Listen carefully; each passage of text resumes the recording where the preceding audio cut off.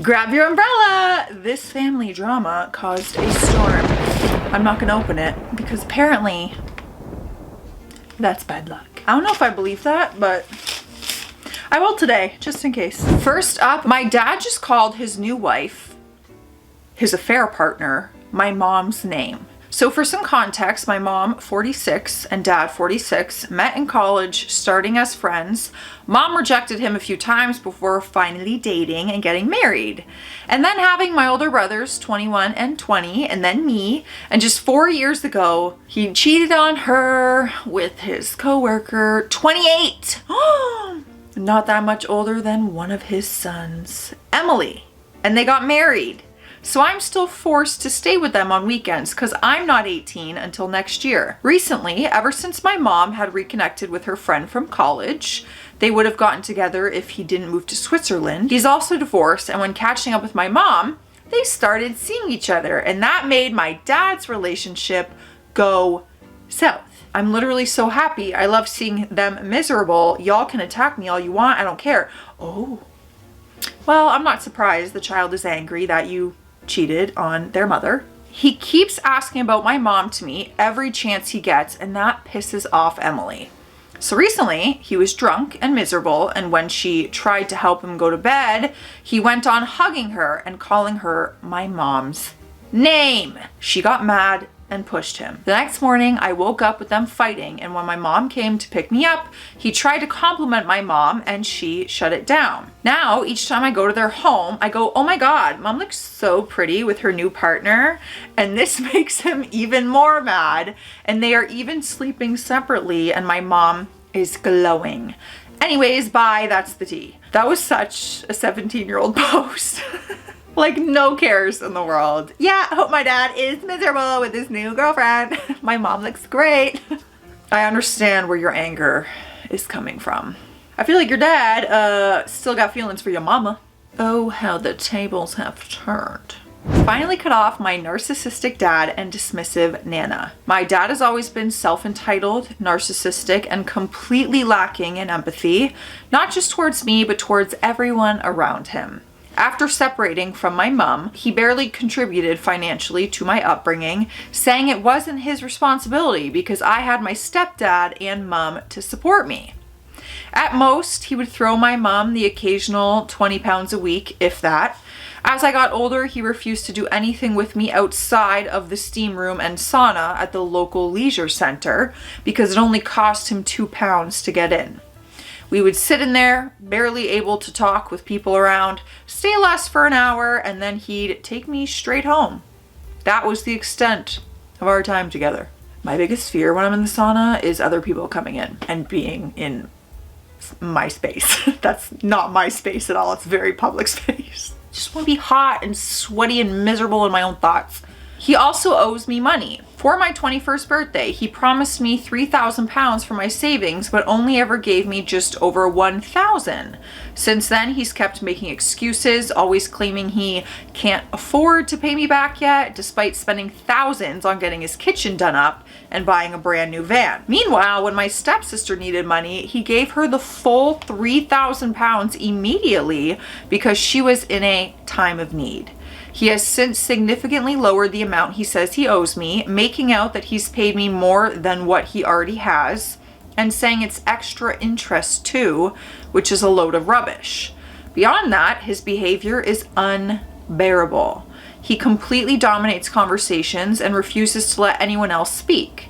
One time, at my Nana's house, he spoke for over an hour and a quarter straight, and when my granddad tried to change the subject, my dad lost it, shouting at both of them to F off before storming out.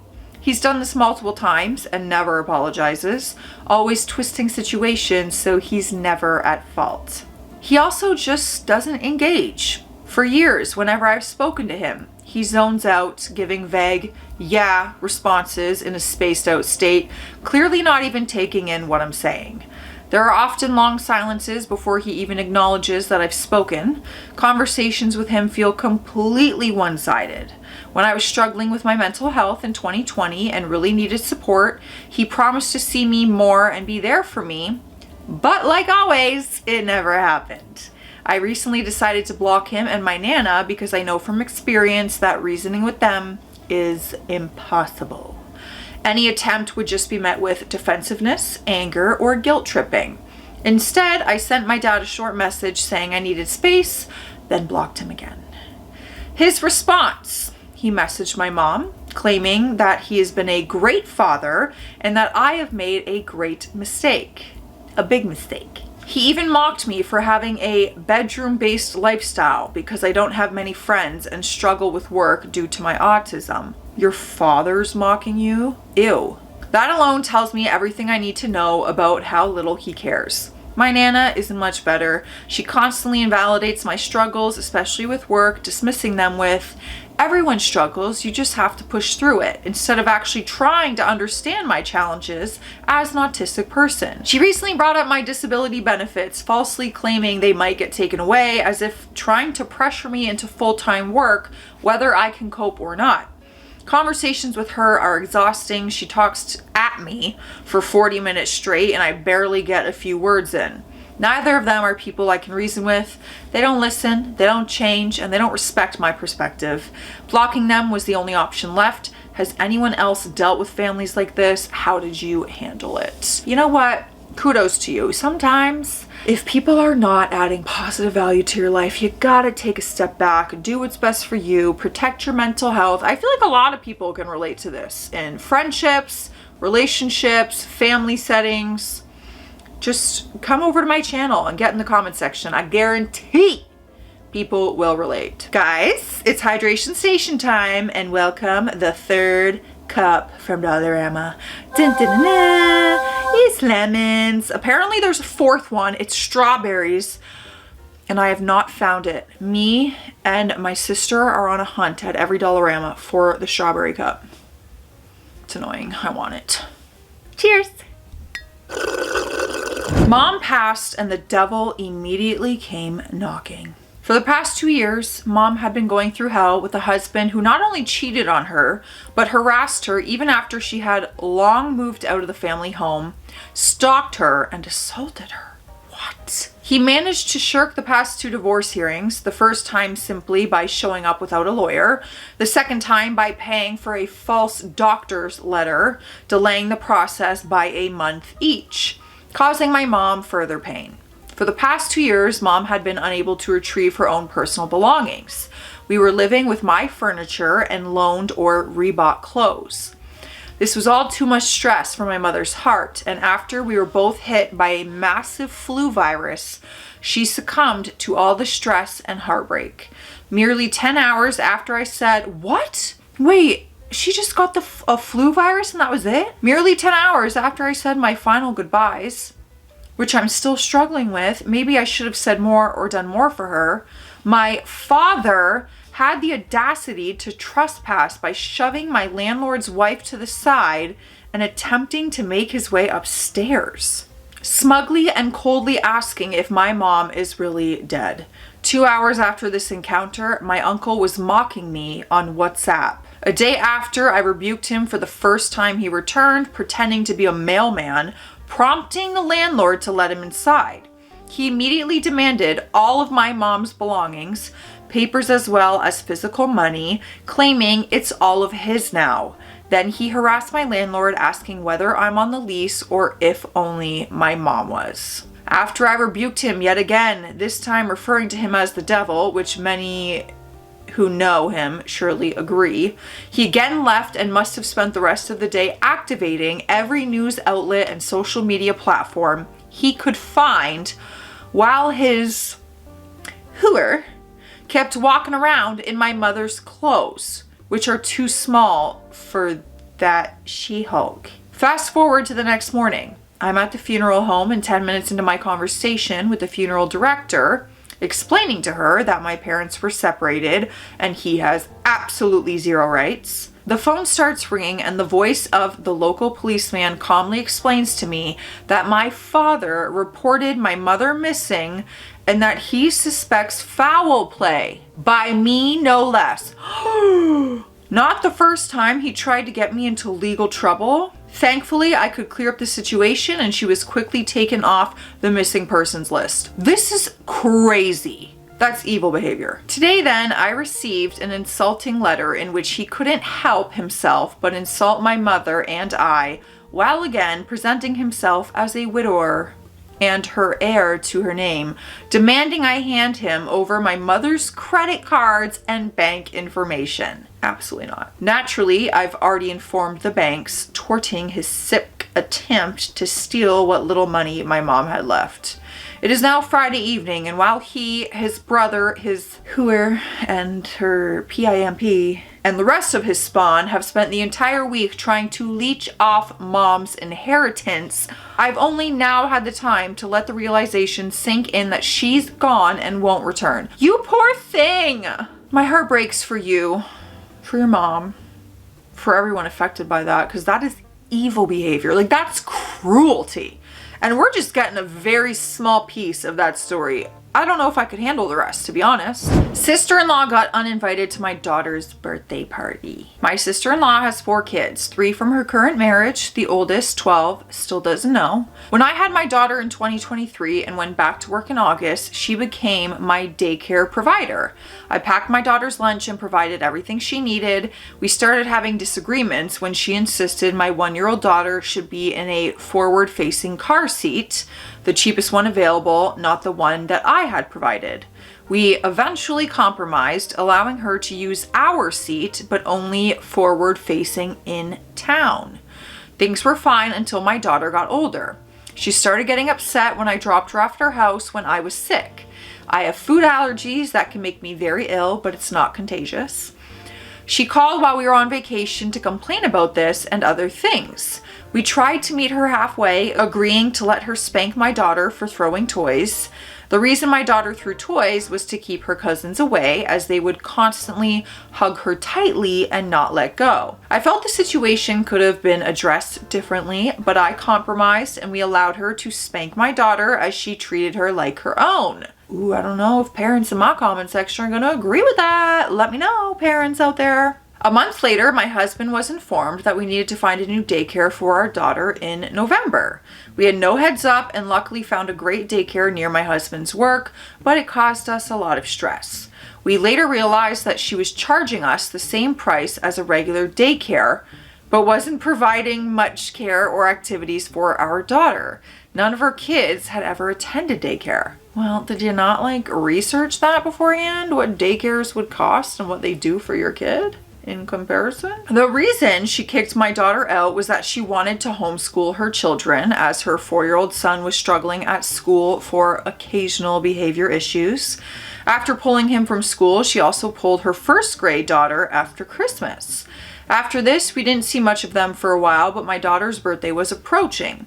We had many birthdays in March, so we set the date early in January to inform everyone. A week before the party, my father-in-law got sick and couldn't attend, which was understandable. His brother also couldn't come due to work, which was fine too. But 2 days before the party, my sister-in-law called and said that they would come only for presents, cake, and gift bags, but wouldn't stay to play because they might get sick. We told her that if her kids weren't staying to play, they shouldn't come, since we had to pay for every child attending. This upset her, as she felt she was already invited. Later, she admitted to bribing her kids to play, explaining that the party was a good opportunity for her kids to interact with family. She mentioned her phobia of getting sick and felt that it should be an acceptable excuse. However, her homeschooled kids were getting out of control.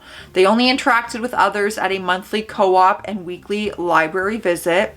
The other day, while planting with Grandma, I brought toys for my daughter to play with. She was happily playing until the cousins showed up. They started hugging her tightly and ripping toys out of her hands. The 7-year-old even took a toddler tricycle from my daughter and made her move out of the way so she could ride it. I quickly pulled my daughter away, but I still have to see them again. My feelings were hurt, and my daughter had a handprint on her arm from a forceful hug. Am I overreacting, or am I the a-hole here? That's a lot to unpack. I don't know if I would uninvite them fully if they can't stay for the whole time. or just let them come for a little bit and then leave. I don't know. I really don't know, because I feel like there's so much more to this relationship and the dynamic there. We got baby resentment. The babies be fighting. My wife and I just had our first child 5 weeks ago. Eee. He's adorable and healthy and has completely destroyed our sleep hygiene. But beyond that, I feel so grateful that mom and baby are doing well. My drama comes from one of my sisters and her husband, whom my wife and I have always had a fairly close relationship with. We take vacations together every year, we hang out on weekends several times a year, and we had a lively group chat going on. They are a few years older than us, and my brother-in-law has always wanted kids. My sister, not so much. But due to health issues, they learned a little over a year ago that it wasn't going to be possible for them to become parents in a biological sense anyway. Before the baby came, because of how close we felt to them and because we thought it would be a nice gesture and maybe make them feel a more meaningful connection with their nephew, we planned on making them godparents for our son after he arrived. I'll cry. It's always the weirdest things that make me so emotional. That's just so cute. Shortly before his birth, we invited them over to help us put the finishing touches on the nursery, and we had a nice afternoon together, it seemed. Apparently, it was harder on my brother-in-law than he let on, because despite saying he was going to come back to help with another chore, he ended up sending the tools for me to do it through another relative, thus indicating that he was not going to come back over. You can probably tell where this is going, but after our son was born, we had family come to visit us in the hospital from as far as 2.5 hours away. Meanwhile, my sister and brother-in-law lived less than 10 minutes away from the hospital and didn't come see us until I let them know that I really wanted them to meet him. And even then, only my sister came, saying that my brother-in-law was too busy with work. The visit was very somber in tone, and she told us how both of them were having to process their feelings of jealousy, but that they wanted to be good and involved aunt and uncle. Okay, so far I can understand all of this. It hurt my feelings that these people that I love weren't able to celebrate with me in the most meaningful event of my life, and it put a damper on that day for sure, but I was ultimately understanding because it is out of their control. But that visit was 5 weeks ago. 5 weeks later, they still haven't asked to visit. They don't ask if we need anything. People in our community and friends have brought us meals. My other sister and brother-in-law have visited and helped out a few times. We've had virtual strangers in our neighborhood show more interest in our baby than these people that we previously felt were a part of our core group. This past Tuesday, my wife reached out to invite them to come over sometime soon, but that time my brother-in-law's throat was scratchy, I guess, indefinitely. What really sent me was today, my brother-in-law texted our greater family group chat, of which my other sister is a part of. She has 3 children, and asked when our niece's school competition was taking place and where next weekend, so he could go and be a cheerleader. That just felt like a sack of bricks to the face to read.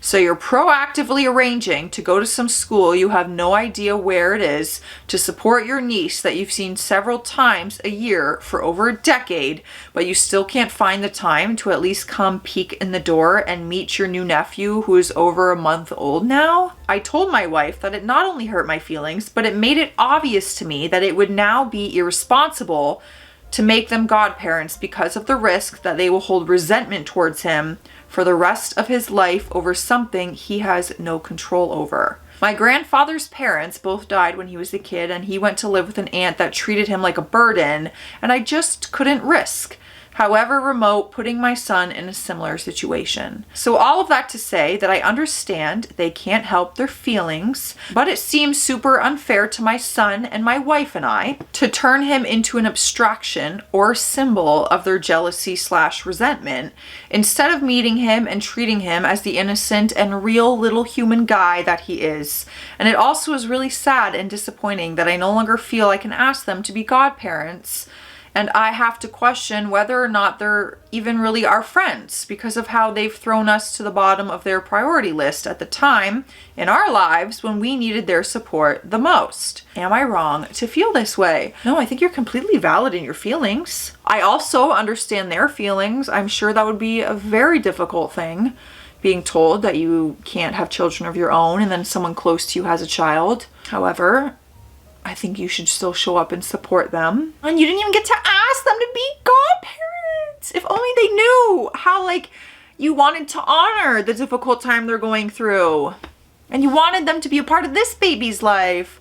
I feel for everyone. I understand. I think you're totally valid in feeling this way. My toxic sister, what should I do? I wonder if I'm the toxic sister. I love my sisters. I'm the youngest of 4 girls. My sisters are 36, 32, 28. I'm 18, so a lot younger. This is about my sister who is 32. That's me.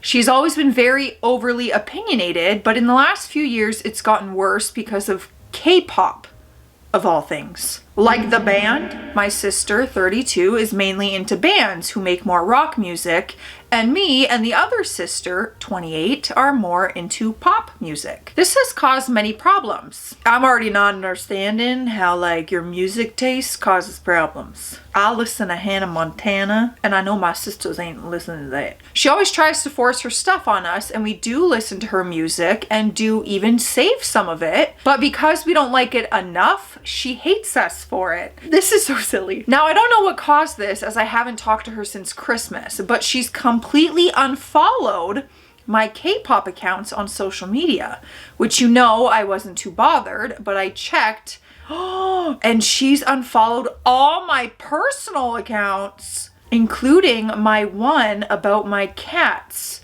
I have no idea how that has anything to do with this. Weirdly, she hasn't unfollowed my other sister at all on anything. It's actually made me pretty upset as all I post on those accounts is my family and my pets, and now she's completely ignoring me. Any advice would help right now because if it continues, I would genuinely consider cutting her off. Here are some of our messages. Let's bring them out, bring them out. Oh my God, I love that song. I cannot not shake my ass when that song comes on. Sue me. Let's see if we can spot the moody sister. I bet we can. 100 songs and not one band. Where is... I don't know what that is. I thought it was going to be songs released in 2024 too. Oh, sorry, I should have been more specific. It's 100 songs I listened to this year. And yet, blank, have released insane ones this year. Do you seriously hate band music that much? They ain't good enough to listen to? Day 6 literally winning... Day sang this year too. I just know that this is going to annoy me, that we're fighting over having different tastes in music. Like that is bonkers to me. Well, people moan about vocals all the time and then don't give a crap about bands who have some of the best vocals. So yeah, well, I guess some people just don't like that sort of music. My point was just that they're using it to add more hate towards him, even though it's irrelevant and he's not even done anything to begin with besides dance. Bands do every genre though. That makes no sense. The only difference is they use instruments to create their own music and not a backing track. People clearly ain't in it for the music. He's getting hate because he's in a popular group. San from A Tease gets it all the time. If you didn't sleep on bands, you would get it. Oh yeah. Like, are you a band manager? Kudos to you for vouching for bands, I guess. I don't stan any, but I don't mind them. I stan around 15 groups at the minute and can't keep up. I might stan a band in the future, but I'm just not ready yet. I don't dislike them though. X. Nicely worded. Yeah, I'm just over her, to be honest. She's 32 and you're 18. I felt like you were the 32-year-old and she was the 18-year-old. I feel brain dead after reading that. I really do. I wouldn't even waste my time. If my sister started going off about the music, I'd be like, girl, you listen to what the hell you want to listen to, and I'm going to listen to what we don't even got to talk about it. Why do we got to talk about it? Let me know your guys' thoughts. I will see you in the comment section. Stay classy out there.